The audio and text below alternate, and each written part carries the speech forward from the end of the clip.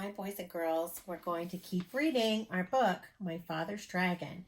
And you'll remember that yesterday, the father was on his way to Wild Island. He had hopped onto the ship, and he was hiding himself in the bottom of the ship with a whole bunch of bags of grain. So we'll see if he makes it to Wild Island.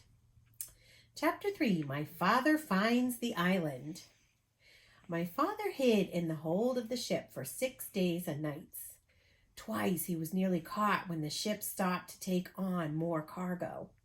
But at last he heard a sailor say that the next port would be Cranberry, and that they'd be unloading the wheat there. My father knew that the sailors would send him home if they caught him, so he looked in his knapsack and took out a rubber band and the empty grain bag with the label saying Cranberry. Remember how he packed that? At the last moment, my father got inside the bag, knapsack and all, folded the top of the bag inside, and put the rubber band around the top. It didn't look just exactly like the other bags, but it was the best that he could do. And here he is, inside the bag.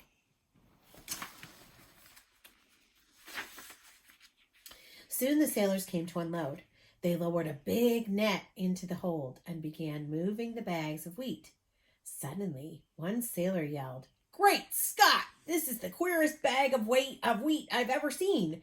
It's all lumpy like, but the label says it's to go to Cranberry." The other sailors looked at the bag too, and my father, who was in the bag, of course, tried even harder to look like a bag of wheat.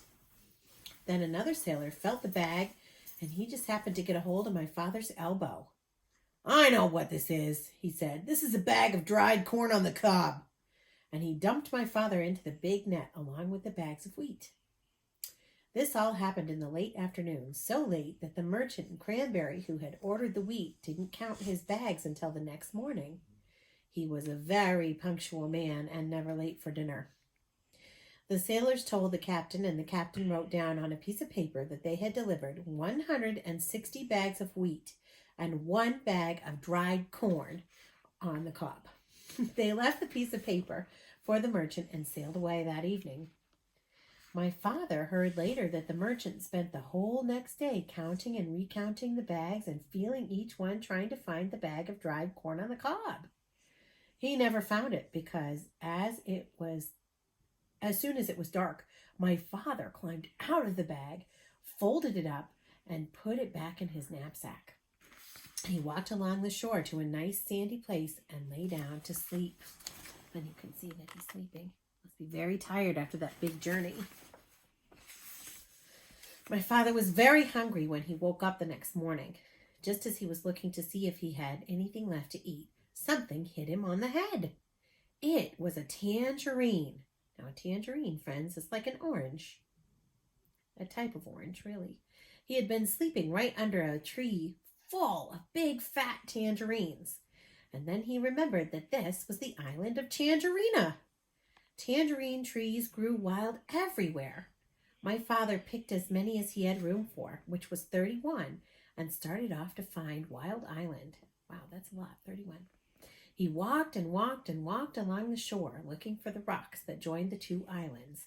He walked all day, and once, when he met a fisherman and asked him about Wild Island, the fisherman began to shake and couldn't talk for a long while. It scared him that much just thinking about it.